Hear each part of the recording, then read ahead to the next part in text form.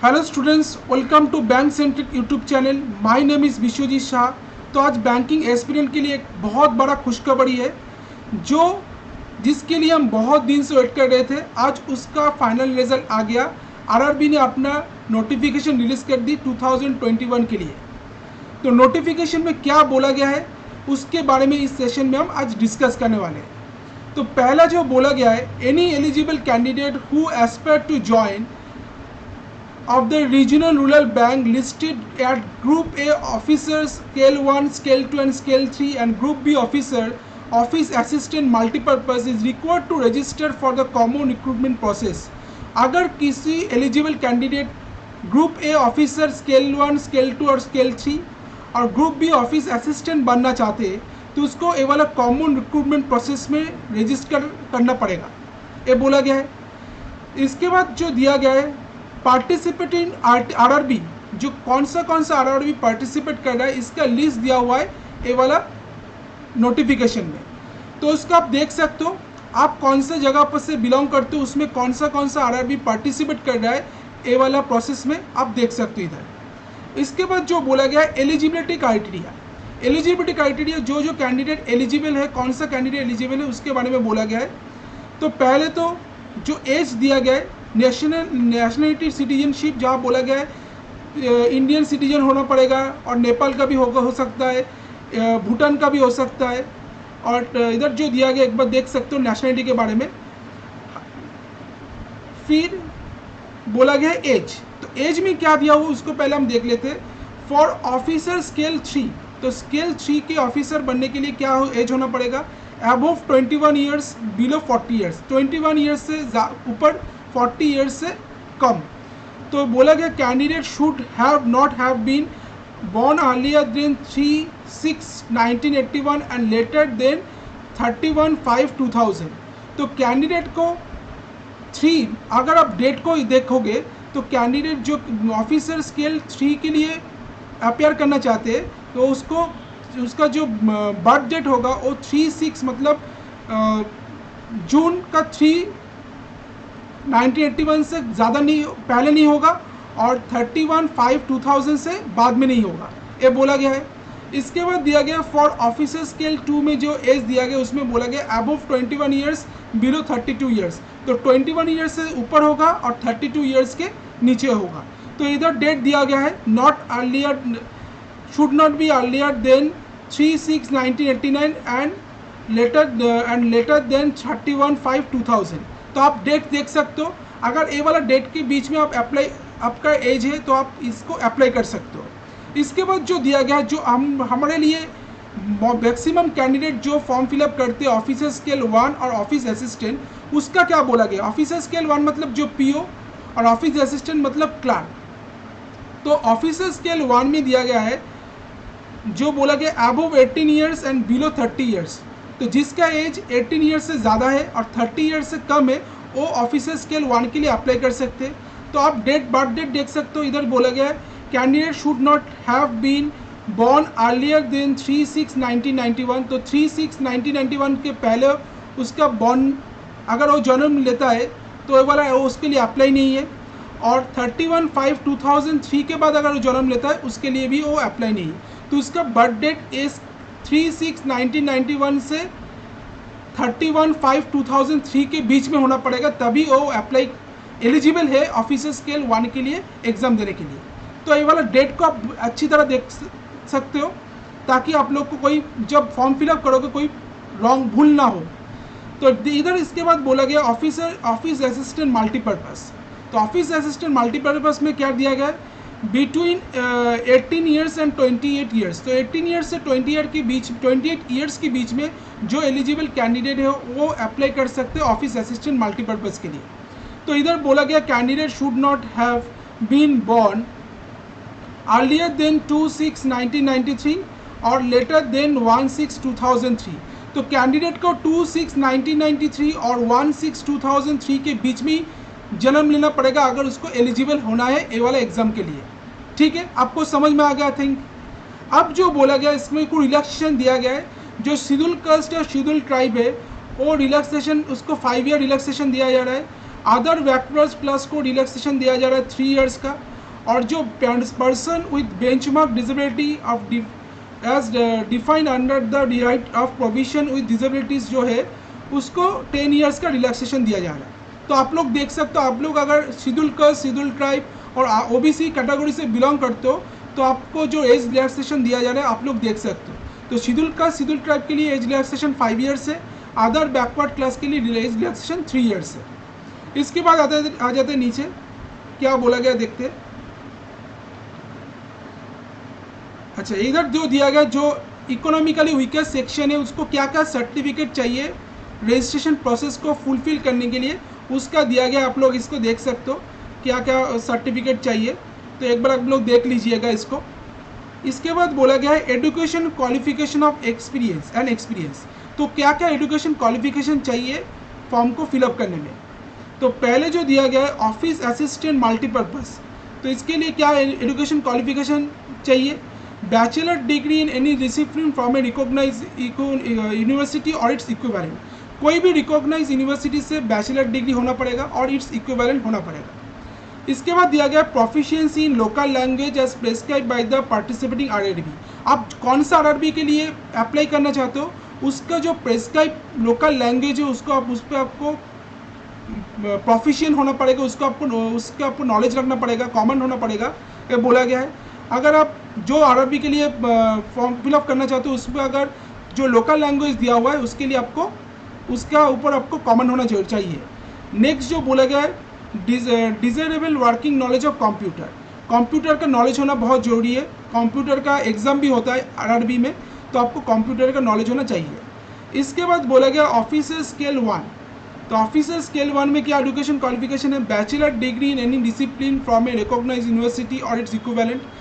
Same office multipurpose में जो बोला गया था ऑफिस असिस्टेंट मल्टीपर्पज़ में बैचलर डिग्री होना पड़ेगा कोई भी रिकॉग्नाइज यूनिवर्सिटी से और इट्स इक्विवेलेंट भी होना पड़ेगा।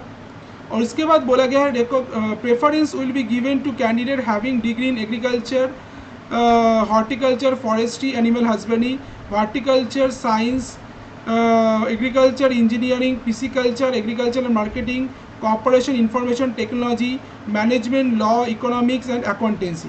तो जो कैंडिडेट अगर उसको degree agriculture, horticulture, forestry, animal husbandry, horticulture, veterinary science, agriculture engineering, pisciculture, accountancy, management, law के ऊपर अगर डिग्री है तो उसको प्रेफर किया जाएगा इस पोस्ट के लिए, ये बोला गया है। इसके बाद बोला गया है region proficiency in local language prescribe by the participating RRB. तो आरआरबी जिस आरआरबी के लिए आप फॉर्म फिलअप कर रहे हो उस आरआरबी के जो प्रेस्क्राइब लैंग्वेज है उसके ऊपर आपको कमेंट होना ज़रूरी है। और लास्ट में दिया गया desirable working knowledge of computer, computer का वर्किंग नॉलेज आपको जरूरी है ये वाला फॉर्म फिलअप करने के लिए। इसके बाद ऑफिस असिस्टेंट 2 में क्या बोला गया है, general banking officer manager, bachelor degree in any discipline from a recognised university, its equivalent with minimum 50% marks in aggregate. तो आपको बैचलर डिग्री होना तो ज़रूरी है, बट उसके साथ 50% ग्रेजुएशन में मार्क्स चाहिए इसको फॉर्म फिलअप करने के लिए। तो इसके बाद बोला गया preference will B candidate having degree in banking and finance, marketing, agriculture, horticulture, forestry, animal husbandry, veterinary science, agriculture engineering, pisciculture, agriculture marketing, corporate information technology, management, law, economics and accountancy. तो अगर आपका जो degree है इस subject के ऊपर है, banking, finance, accountancy, economics, law, management, agriculture, marketing, engineering, तो आपको प्रेफर किया जाएगा इस पोस्ट के लिए, ये बोला गया है। और इसके साथ और इन्फॉर्मेशन दिया गया 2 ईयर एज एन ऑफिसर और इन बैंक एंड फाइनेंशियल इंस्टीट्यूशन। आपको एक्सपीरियंस चाहिए 2 साल के लिए ऑफिसर, बैंक में ऑफिसर और कोई भी फाइनेंशियल इंस्टीट्यूशन का अगर आप ऑफिसर बनते तो 2 साल का आपको एक्सपीरियंस चाहिए ये वाला फॉर्म को फिलअप करने के लिए। तो अब जो बोला गया ऑफिसर स्केल 2, तो ऑफिसर स्केल 2 में क्या दिया गया है, इसका जो एजुकेशन क्वालिफिकेशन है bachelor degree from a recognised university in economics, communication, computer science, information technology और its equivalent with a minimum 50% marks in aggregate. तो यह भी जो कंप्यूटर साइंस, कम्युनिकेशन, इलेक्ट्रॉनिक्स और इंफॉर्मेशन टेक्नोलॉजी पर अगर आपको कमेंट है तो आपको ये वाला फॉर्म फिलअप कर सकते हो। ये वाला इसके ऊपर आपका अगर आपका डिग्री है तो इसका फॉर्म फिलअप कर सकते हो। इसके साथ आपको 50% मार्क्स होना बहुत ज़रूरी है ग्रेजुएशन में। और डिजरेबल क्या चाहिए, certificate in ASP PHP C++, जो कंप्यूटर का लैंग्वेज है उसके ऊपर आपको सर्टिफिकेट होना जरूरी है, कोई भी रिकॉग्नाइज यूनिवर्सिटी से। और इसके साथ जो बोला गया है 1 year in relevant field, experience चाहिए 1 साल का, कोई भी रिलेवेंट इसके रिलेटेड जो फील्ड है उसके ऊपर आपको 1 साल का एक्सपीरियंस चाहिए। इसके बाद बोला गया chartered accountant certificate associate from institute chartered accountant in India 1 year as a chartered accountant. अगर कोई 1 साल चार्टर्ड अकाउंटेंट करके चार्टर्ड अकाउंटेंट हो गया, काम कर लिया, तो वो भी एलिजिबल है इस फॉर्म को फिलअप करने के लिए। इसके बाद दिया गया लॉ ऑफिसर, लॉ ऑफिसर भी इसके लिए फॉर्म फिलअप करने के लिए एलिजिबल है, तो उसके लिए 2 ईयर्स का एक्सपीरियंस होना चाहिए। फिर ट्रेजरी मैनेजर जो है, जो MBA करके रखा है, MBA in finance from a recognised university, वो भी इस फॉर्म फिलअप करने के लिए एप्लीकेबल है, तो 1 ईयर का उसको एक्सपीरियंस चाहिए।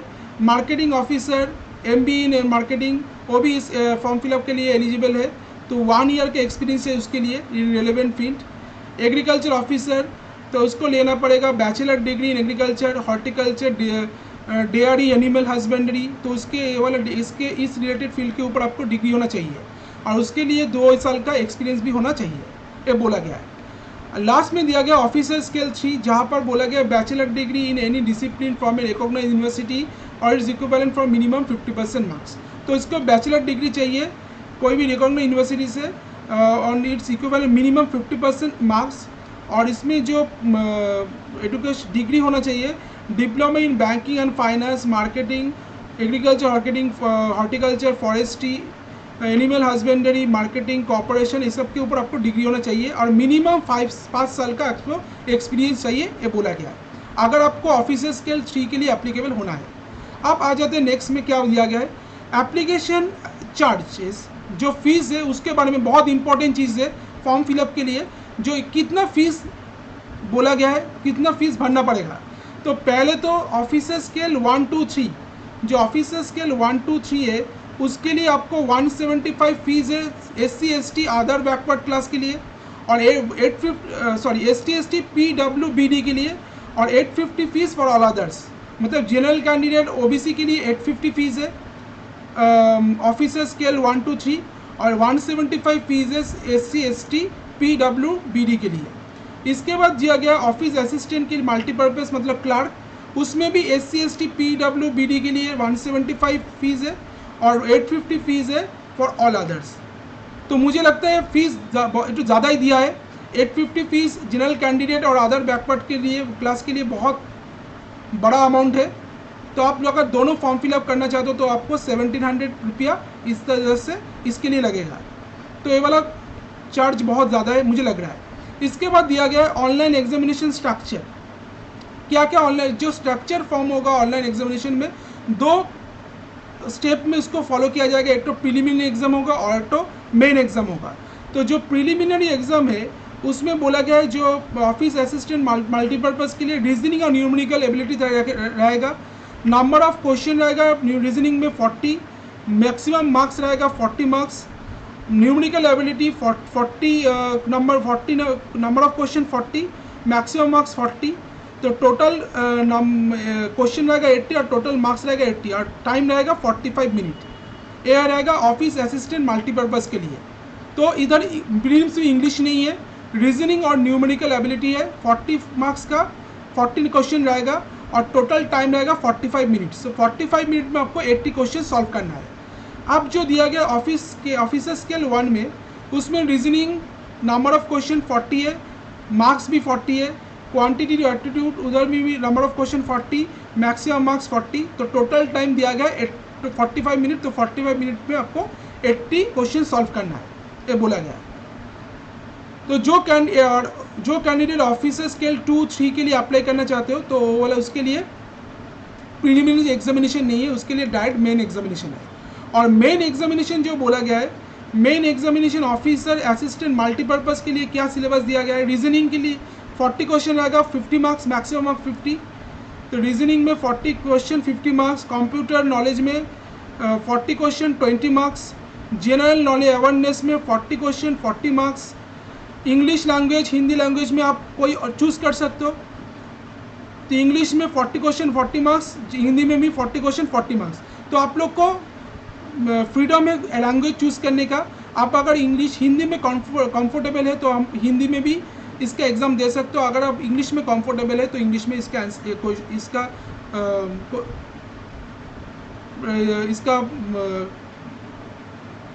लैंग्वेज चूज़ कर सकते हो। ठीक है, अब जो बोला गया न्यूमेरिकल एबिलिटी 40 क्वेश्चन 50 मार्क्स। तो टोटल नंबर ऑफ क्वेश्चन 200 है और टोटल मार्क्स 200 मार्क्स का एग्जाम रहेगा 2 घंटा के लिए। तो टोटल टाइम रहेगा 2 आवर। तो 2 आवर में 200 क्वेश्चन 200 मार्क्स का एग्जाम रहेगा ऑफिस असिस्टेंट मल्टीपर्पज़ का।